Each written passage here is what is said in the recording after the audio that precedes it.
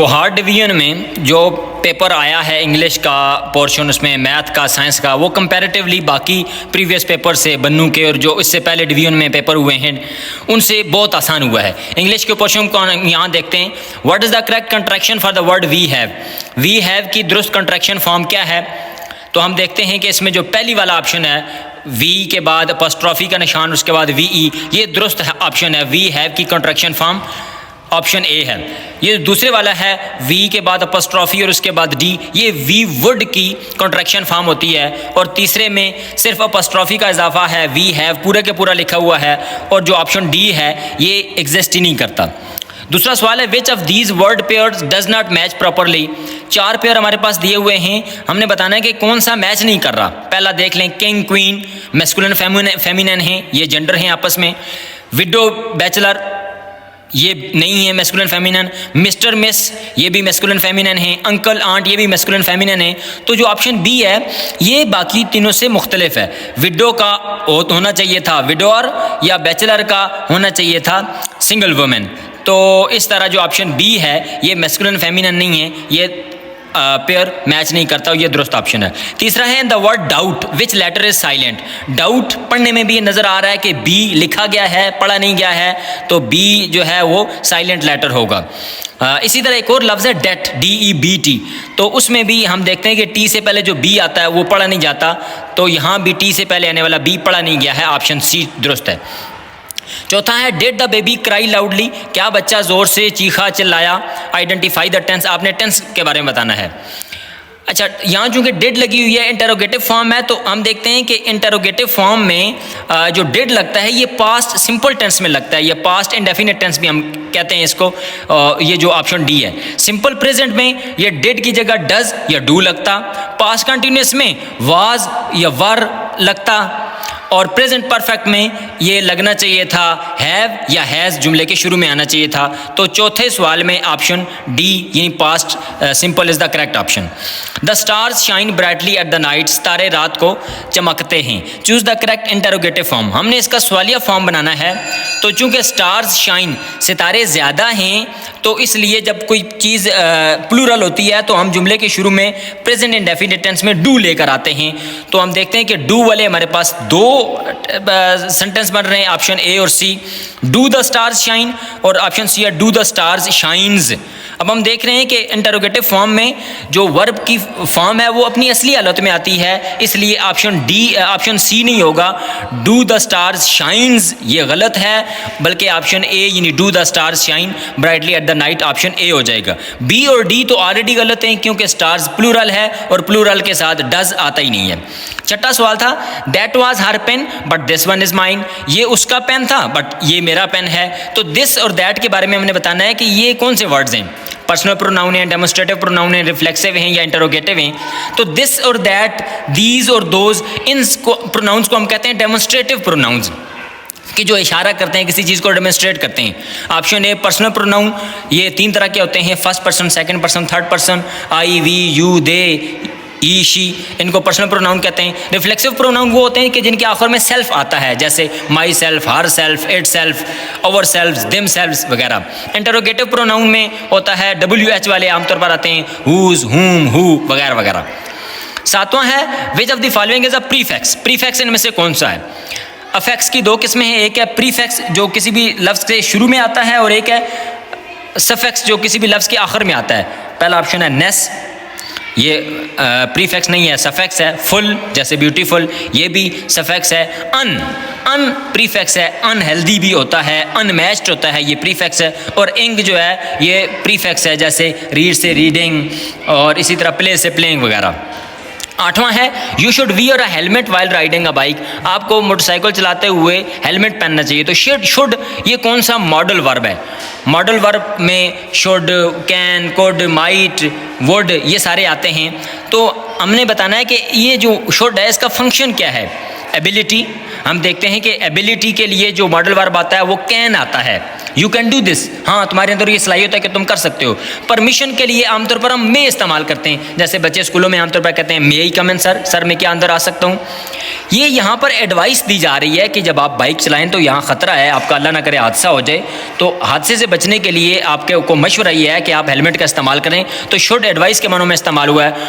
Obligation के लिए ought का लफ्ज़ इस्तेमाल होता है, OUGHT ought, you should ought to your parents.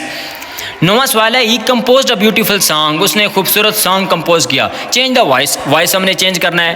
Past indefinite tense है तो उसका वॉइस चेंज करने के लिए a beautiful sound was composed by him, was की यहाँ पर हम हेल्पिंग वर्ब लगाएंगे जो कि ऑप्शन ए है, a beautiful song was composed by him. B, C और डी ये गलत ऑप्शन हैं। 10वां है, my mom made cookies for him and his brother, मेरी अम्मी ने उसके लिए और उसके भाई के लिए टॉफ़ियाँ बनाई, कुकीज़ बनाई, बिस्किट वगैरह, केक वगैरह बनाए। Identify the objective pronoun, objective pronoun के बारे में हमने बताना है। मॉम तो बिल्कुल नहीं है, ये तो प्रोनाउन है ही नहीं। कुकीज़ भी प्रोनाउन नहीं है, ये दोनों नाउन हैं। हिज और हिम, अब जो हिज है ये जो है ये यहाँ पर आ रहा है, ऑब्जेक्टिव प्रोनाउन नहीं है बल्कि ये सब्जेक्टिव प्रोनाउन है। हिम ऐसा लफ्ज़ है, ऐसा प्रोनाउन है कि जो कि ऑब्जेक्टिव प्रोनाउन के तौर पर यहाँ इस्तेमाल हो रहा है, option D. The weather was very pleasant in Murree, Murree में मौसम बहुत खुशगवार था। अंडरलाइन नाउन यानी वेदर के बारे में हमने बताना है, ये प्रॉपर नाउन है, बिल्कुल नहीं है। प्रॉपर नाउन किसी खास जगह का नाम होता है, जैसे लाहौर, जैसे इसमें मरी इस्तेमाल हुआ है। अनकाउंटेबल नाउन वो होता है जिसको गिना ना जा सके, तो बिल्कुल मौसम को गिना नहीं जा सकता, जैसे राइस है, जैसे ऑयल है, तो ये चीज़ें गिनी नहीं जा सकती, इसलिए इनको हम कहते हैं, बल्कि इसको हम कहते हैं uncountable.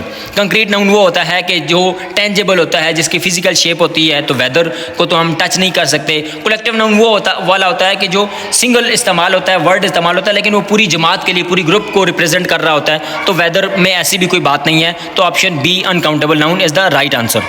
Find the superlative degree of word large, large एक एडजेक्टिव है, इसकी हमने सुपरलेटिव डिग्री बतानी है। लार्जेस्ट भी नहीं होता, लार्जर इसकी कंपैरेटिव डिग्री होती है। लार्ज तो पहली पॉजिटिव डिग्री है, जबकि largest option D is the correct option कि वो सुपरलेटिव डिग्री है, लार्ज, लार्जर, लार्जेस्ट। 13वां है, Asia is the largest continent in the world, बराज़म एशिया दुनिया का सबसे बड़ा कंटिनेंट है। Name the underline word, underline word जो हमने दी इस्तेमाल किया है इसके बारे में बताना है कि ये जेरेंड है, पास्ट पार्टिसिपल है, डेफिनेट आर्टिकल है या फ्रेज है। तो जेरेंड वो वाला वर्ब होता है कि जो नाउन के तौर पर इस्तेमाल होता है, जैसे स्विमिंग इज़ माई हैबिट। अब स्विमिंग जो है वो पहली फॉर्म के साथ ING जब लगाते हैं तो वो चौथी फॉर्म प्रेजेंट पार्टिसिपल भी हम उसको कहते हैं, लेकिन यहाँ पर प्रेजेंट पार्टिसिपल नहीं इस्तेमाल हो रहा, बल्कि यहाँ पर वो नाउन के तौर पर इस्तेमाल होता है, इसलिए स्विमिंग इज़ माई हैबिट में इसको जेरेंड कहते हैं। अगर ये होता आई एम स्विमिंग, तो यहाँ पर चूँकि ये इस्तेमाल हो रहा है मेन वर्ब के तौर पर, तो वो वहाँ पर प्रेजेंट पार्टिसिपल होता, तो जेरेंड नहीं है दी। पास्ट पार्टिसिपल थर्ड फॉर्म को कहते हैं। डेफिनेट आर्टिकल, आर्टिकल की दो किस्में, एक है डेफिनेट जिसमें आता है दी, और एक होता है इनडेफिनेट जिसको कहते हैं ए और एन। तो ये डी बिल्कुल डेफिनेट आर्टिकल है। डेफिनेट आर्टिकल से मुराद ये है कि जो किसी चीज़ को डेफिनेट यानी मखसूस कर देता है। एशिया इज़ द लार्जेस्ट, अब इसने मखसूस कर दिया है एशिया को, तो दी जो है ये डेफिनेट आर्टिकल है जो कि सुपरलेटिव डिग्री से पहले आता है, पहाड़ों के नामों से पहले, मुकद्दस किताबों के नामों से पहले, अखबारों के नामों से पहले वगैरह भी आता है। फ्रेज से मुराद होती है ऐसा ग्रुप ऑफ वर्ड जिसका कोई सब्जेक्ट ना हो, तो दी अकेला ही लफ्ज़ है, ये तो ग्रुप ऑफ वर्ड है ही नहीं। 14वां है, she said I am feeling tired now, उसने कहा कि मैं थकावट महसूस कर रही हूँ। हमने नरेशन चेंज करना है, तो शी सेड इसका दुरुस्त नरेशन होगा, she said that she was feeling tired then. अब चूंकि नाउ चेंज हो जाता है दिन में, तो हम देख रहे हैं कि ऑप्शन सी और डी में नाउ एज इट इज़ आ रहा है, तो सी और डी तो है ही नहीं। अब पहले दो रह गए हैं, तो पहले में है she said that she would feel tired then. अब यहाँ पर आई एम फीलिंग को इसने शी वुड में तब्दील कर दिया, जो कि गलत है, बल्कि ये होना चाहिए था कि she was feeling tired then. तो ये 14वें का option B is the correct option. Identify the correct superlative form of beautiful, beautiful का हमने सुपरलेटिव फॉर्म बताना है। एडजेक्टिव की 3 डिग्रीज होती हैं, पॉजिटिव, कंपैरेटिव, सुपरलेटिव। और ब्यूटीफुल की जो डिग्रीज होती हैं वो होता है ब्यूटीफुल, खूबसूरत, मोर ब्यूटीफुल, ज़्यादा खूबसूरत, मोस्ट ब्यूटीफुल, उससे ज़्यादा खूबसूरत या सबसे ज़्यादा खूबसूरत। तो option C is the correct option. 16वां है, what type of word is formed by adding the suffix ER in teacher. जो टीचर में हम ER लगाते हैं सफिक्स, तो इससे ये टीचर क्या बन जाता है, एडजेक्टिव बनता है, नाउन बनता है, वर्ब बनता है, टू एडवर्ब बनता है। हमें पता है कि टीचर एक नाउन है, स्कूल में पढ़ाने वाला शख्स, तो इसलिए option B is the right answer. 17वां है which of the following word is an anagram of admirer. Admirer का एनाग्राम कौन सा है? एनाग्राम से मुराद अल्फाज का वो तब्दीली है कि हम किसी भी लफ्ज़ के स्पेलिंग्स को चेंज करके कोई नया लफ्ज़ जब बनाते हैं, कोई नया मीनिंगफुल वर्ड बनता है तो उसको एनाग्राम कहते हैं। अब देखें कि इसमें मैरिड है, ये इससे बिल्कुल एनाग्राम बन सकता है। मेरिकल में आप देखें कि सी आ रहा है जबकि एडमायरर में सी नहीं है। मेडिएट में हम देख रहे हैं कि जो है वो ई 2 दफ़ा आ रहा है जबकि यहाँ ई हमारे पास 1 दफ़ा है। आर्मर्ड में हम देख रहे हैं कि हमारे पास 2 दफ़ा जो है वो आ रहा है ARMORED, तो ये भी जो है वो नहीं बन रहा। ओ इसमें आ रहा है जबकि एडमायरर में ओ नहीं आ रहा, इसलिए option A married is the right option. The feminine of fox is, fox का जो फेमिनिन होता है, मोनस होता है, उसको हम विक्सन कहते हैं। शी फॉक्स या लेडी फॉक्स या फॉक्सेस नहीं होता। 19वां है find the sentence with the common gender. Common gender की बहुत सी इकसाम है, फेमिनिन, मैस्कुलिन, कॉमन और न्यूट्रल। कॉमन जेंडर वो वाला होता है कि जो मेल और फीमेल दोनों के लिए इस्तेमाल होता है। This man is very dangerous, अब देखें मैन मर्द के लिए इस्तेमाल होता है, इसका अपोजिट हमारे पास वुमेन है। This chair is broken, chair जो है वो टूटी हुई है, तो चेयर न्यूट्रल जेंडर है। These boys top the college in board exam, अब बॉयज़ के मुकाबले में गर्ल्स होता है। My cousin will visit us soon, मेरा जो कज़न है वो हमारी मुलाकात के लिए जल्दी आएगा। अब देखें कज़न में लड़कियाँ यानी ममलेर, मसेर, फपेर, चाचे के बेटे, मामे के बेटे, ये सारे आते हैं, तो इसलिए कज़न जो है वो कॉमन जेंडर है। 20वां है an antonym for weary is. Weary का एंटोनिम यानी मुतज़ाद क्या है? वियरी का मतलब होता है थका हारा होना, बिल्कुल जो बंदा थका हुआ होता है, लाग़र होता है काम कर करके, तो उसको हम कहते हैं वियरी। और इसका जो अपोजिट होगा वो लाइवली होगा, फ्रेश, एक्टिव। टायर्ड का मतलब भी वियरी होता है, एग्जॉस्टेड का मतलब भी वियरी, फैटीग का मतलब भी वियरी। यानी जो वियरी के जो आखिरी 3 ऑप्शन है, टायर्ड, एग्जॉस्टेड और फैटीग, ये सिनोनिम्स हैं। 21वां है which of the following is the anagram of listen. Listen का एनाग्राम कौन सा है? ये साइलेंट होता है, इसका एनाग्राम लीस्ट भी नहीं होता, स्टोन भी नहीं होता और लाइंस भी नहीं होता। 22वां है please spare my eggs dear companion.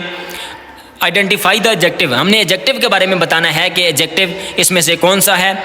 Please भी नहीं है और एग्स भी नहीं है, वो नाउन है। माई ये पर्सनल प्रोनाउन है और डियर इसमें ऐसा एक वर्ड है कि जो एडजेक्टिव के तौर पर आ रहा है, जिसका मतलब होता है प्यारा, खूबसूरत, अच्छा। 23वां है the puppy looked frightened. Puppy कुत्ते के बच्चे को कहते हैं फ्राइटेंड, घबराया हुआ, खौफजदा। तो जो कुत्ते का बच्चा था वो घबराया हुआ नज़र आ रहा था। आइडेंटिफाई द एडजेक्टिव, एडजेक्टिव के बारे में बताना है। एडजेक्टिव वो वाला वर्ड होता है जो किसी भी नाउन वगैरह के बारे में एक्स्ट्रा मालूमात देता है, उसकी तारीफ़ करता है, उसके साइज़ के बारे में बताता है, उसकी क्वालिटी के बारे में बताता है, उसके नंबर के बारे में बताता है। तो यहाँ पर हम देखते हैं कि फ्राइटेंड यानी वो जो पपी के बारे में एक खुसूसियत बता रहा है कि वो खौफज़दा था, तो फ्राइटेंड इज़ द एडजेक्टिव। 24वां है since it was raining we stayed indoors. चूँकि बारिश हो रही थी तो इसलिए हम अंदर ही रहे। Identify the underline group of words. हमने जो अंडरलाइन वर्ड है यानी सिंस इट वाज रेनिंग, इसके बारे में बताना है कि ये क्या है। इंडिपेंडेंट क्लास है, डिपेंडेंट क्लास है, फ्रेज़ है, ये स्टेटमेंट है। तो चूंकि ये एक कम्प्लेक्स सेंटेंस नज़र आ रहा है हमें, कम्प्लेक्स सेंटेंस वो होता है कि जिसमें एक जो पोर्शन है वो डिपेंडेंट क्लास होती है और एक इंडिपेंडेंट क्लास होती है। यहाँ पर वी स्टेड इनडोर्स, ये इंडिपेंडेंट क्लास है यानी जो दूसरे के बगैर भी अपना मतलब पूरा कर लेता है, और सिंस इट वाज रेनिंग ये डिपेंडेंट क्लास है यानी ये अगले जुमले के पोर्शन के अलावा अपना मतलब पूरा नहीं कर सकता, तो इसलिए सिंस इट वाज रेनिंग ये डिपेंडेंट क्लास है। फ्रेज़ वो ग्रुप ऑफ वर्ड्स होता है जिसका कोई सब्जेक्ट नहीं होता और स्टेटमेंट इबारत को कहते हैं। 25वां है her smile was as bright as sun. उसकी मुस्कुराहट सूरज की तरह खुशगवार थी, चमकदार थी, वाज़े थी। Identify the figure of speech. Figure of speech के बारे में हमने बताना है। हमें पता है कि एज, लाइक एज या लाइक, इस तरह एज वेल एज, इस तरह के जो अल्फाज होते हैं वो सिमिली में इस्तेमाल होते हैं। तो ये जो 25वां सवाल है इसमें सिमिली इस्तेमाल हुई है। मेटाफोर का मतलब होता है कि हम एज़ का लफ्ज़ इस्तेमाल नहीं करते बल्कि एज़ इट इज़ दूसरी चीज़ क्या देते हैं। जैसे Asad is as brave as lion ये सिमिली है, असद इज लाइन ये मेटाफोर है। पर्सनिफिकेशन का मतलब होता है किसी भी इनएनिमेट चीज़ को एनिमेट चीज़ यानी जानदार चीज़ों की खुसूसियात दे देना, जैसे हवा चल रही है। एलिट्रेशन का मतलब होता है कि रिपीटेशन ऑफ साउंड्स। तो option D is the correct option.